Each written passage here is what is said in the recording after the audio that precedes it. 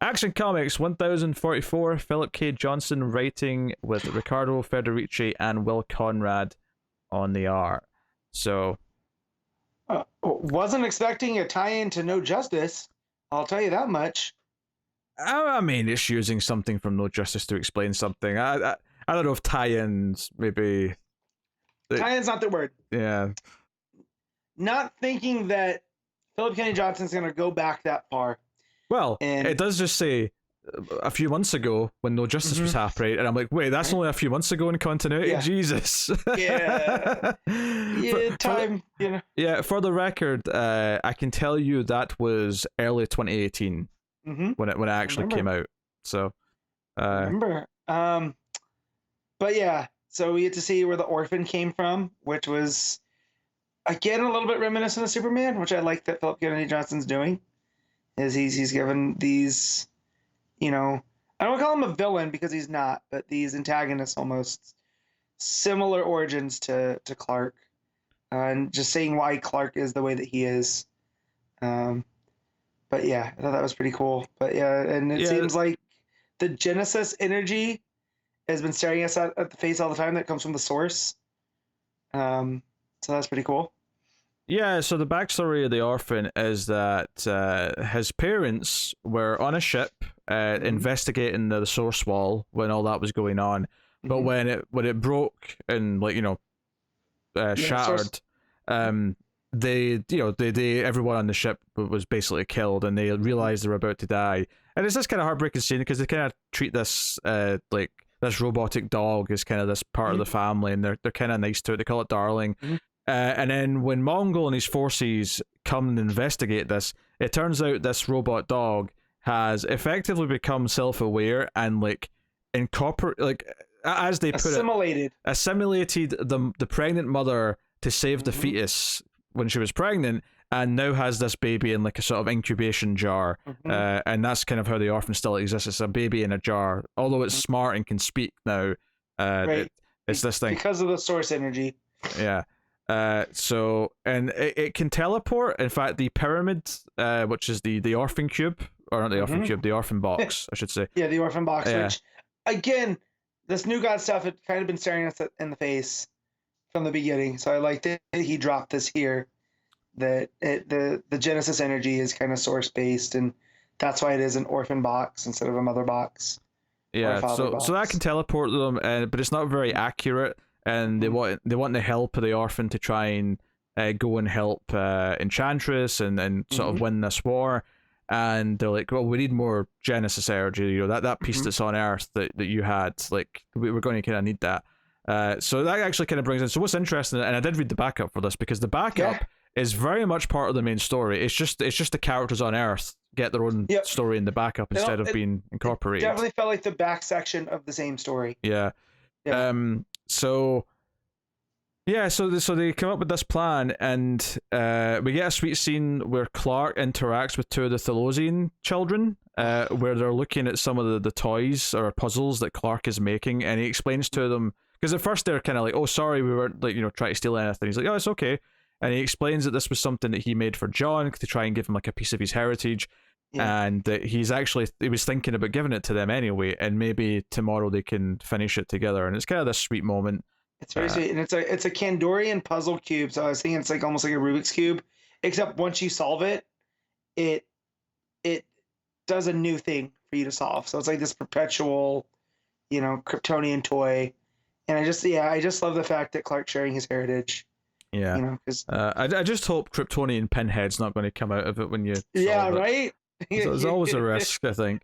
But yeah, it's a really sweet scene. It's one of those little human moments, which I think is important, especially in an issue like this, where I would say, I enjoy the plot in Warworld Saga, but let's be honest, what makes Warworld Saga special is the human moments with Clark. It's like what Superman means. It's the idea of Superman. It's the idea of his compassion, humanity, all that stuff.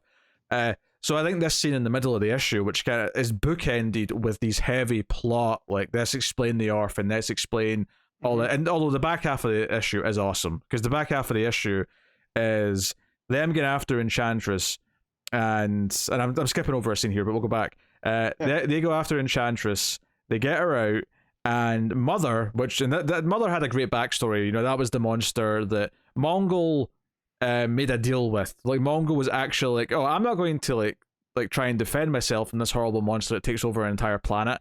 I'm impressed by her. I'm going to make a deal with her. And this is where Enchantress has been held. She's one of Mother's pets, and Mother transforms into, actually, see when she first transforms, not in every panel because she's got a very different shape, but there's that one panel with Clark in the foreground holding the sword where she's very xenomorph looking, with the way her mouth opens. It's like Xenomorph meets Nemesis from Resident Evil with the gums showing in the teeth. I am absolutely not surprised that you would love this. Oh yeah, this was two very much you things. I do like that nest. Did remind me of Aliens. Like the way they're all kind of like in the they're in the not the vines, but like the imagine like, Alien, the way the humans are cocooned at the side of the walls and stuff. They're cocooned. It's like a web of cocoons, and they're all kind of just in there. And Enchantress is in her June persona, and she kind of just feels hopeless, and Clark has to give her a pep talk, basically. Junie, we need you. I do like that he appeals to June and not just to Enchantress. I do wonder if there's an intentional play here on the idea of like, so this character's called Mother, and she takes people and makes them her own and possesses them. I do wonder if this is kind of a, she's almost like the bastardized version of taking in, orphans. And obviously Clark's whole origin story is that, he lands on Earth as an orphan effectively, and the Kents take him in, and they're this loving couple that raise him right and teach him right from wrong and compassion, all that other stuff. The idea that Mother is the most horrible, like sadistic, polar opposite version of what that is. It's this like almost. I mean, it's funny we could compare it because before she transforms into something very alien-esque, she's very Cenobite looking, to be honest. Right. Beforehand, so I think that's an interesting kind of like this intentional nightmare version of like the scenario of being adopted by something. Yeah, it's a corrupted version. It's almost like it even goes back to like Annie, right? The play where you have the lady that runs the adoption place. Yeah, on a more like cosmic level. Yeah. I don't want to quite say Lovecraftian, but a cosmic horror. It is cosmic, but it's she is like a hive queen too at the same time. Yeah. So, but yeah, just a very corrupted version of what a mother is, and not, it's not nurturing. It's not, it's the antithesis of what made Clark. The other thing is that I almost said Darkseid again. So that's a slip I do almost every issue of this. Mongol promised Omak that they would bring back Light Ray with their deranged Lazarus pit. There's obviously not a Lazarus pit. Using Genesis energy to bring her back, but she'll be one of the, what do they call it, like the Unbound.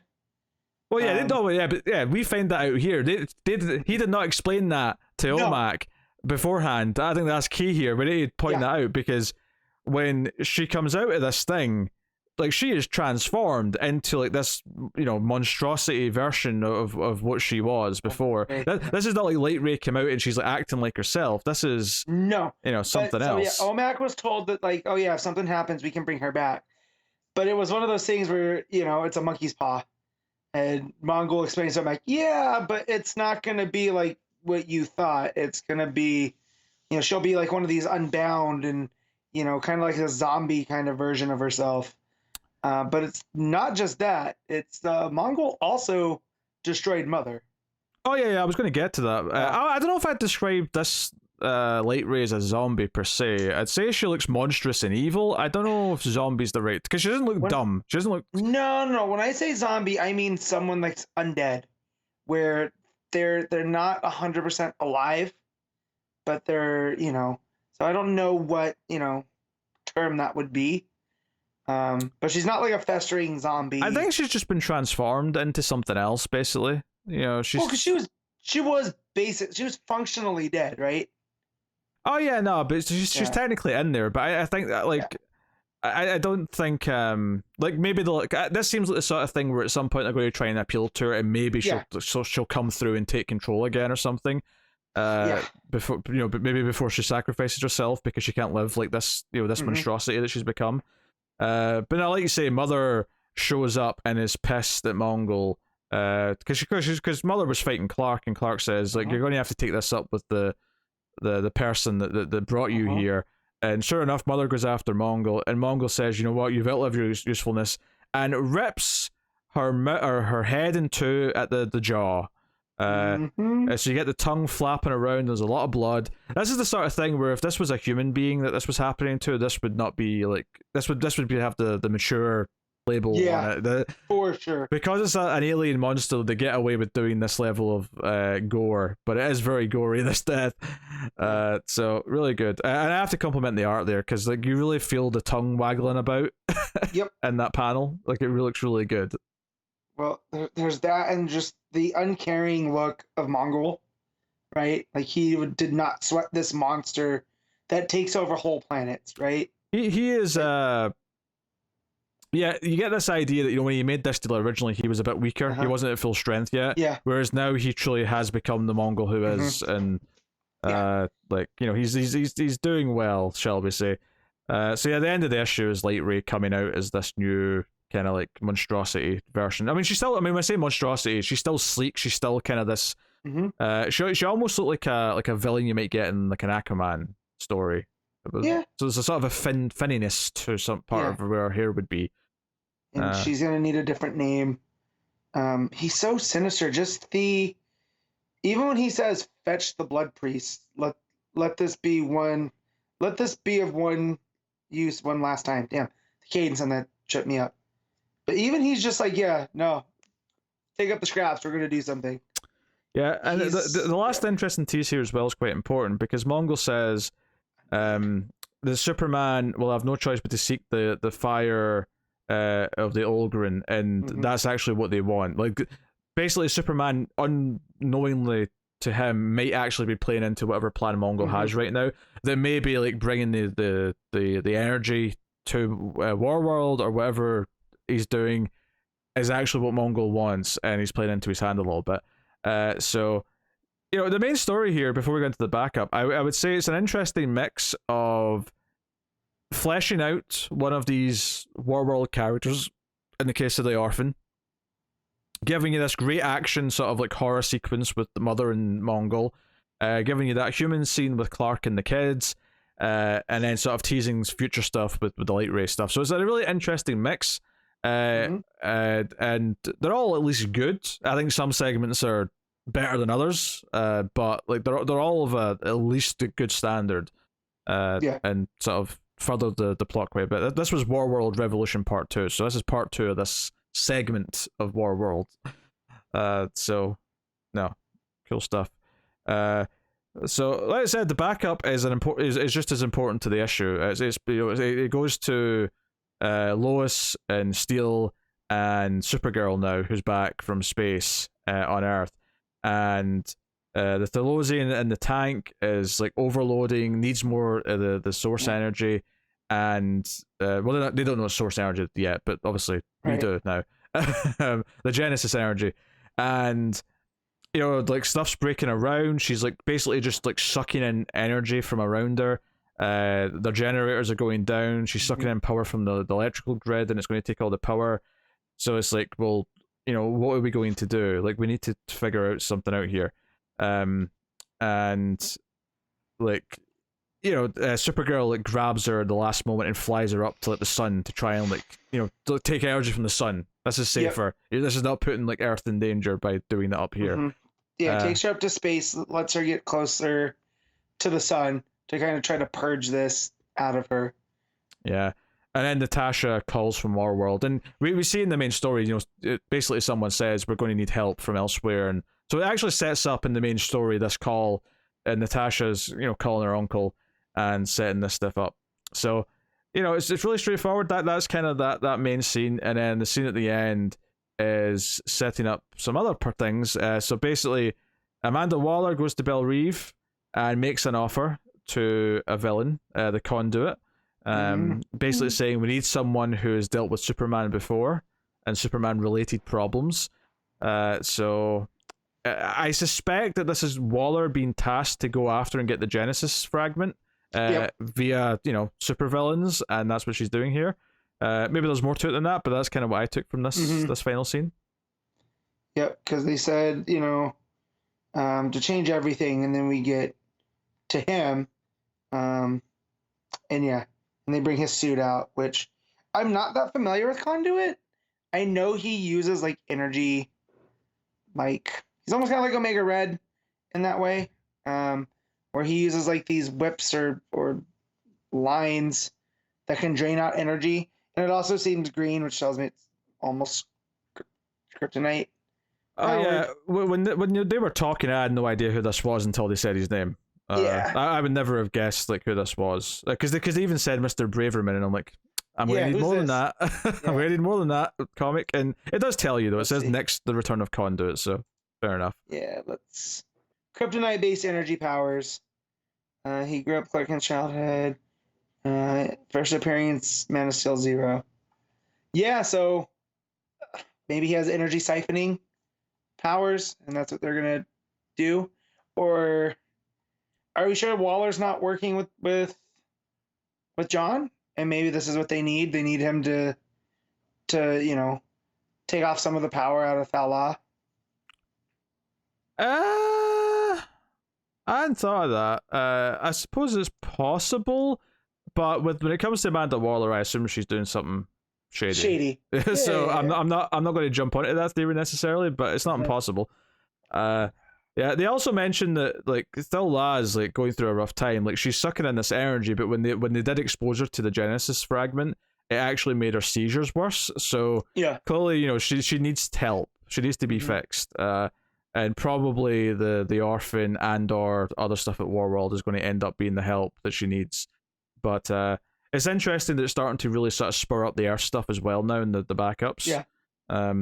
Given that it says next the return of Conduit, I suspect that means we're going to get multiple of these parts in the backups. Because it's still Johnson writing these, so they're still just as valid as part of the full run now as anything else. It was Lapham on the art, David Lapham on the art in the backup here. Yeah. But they're very, very good. I like that.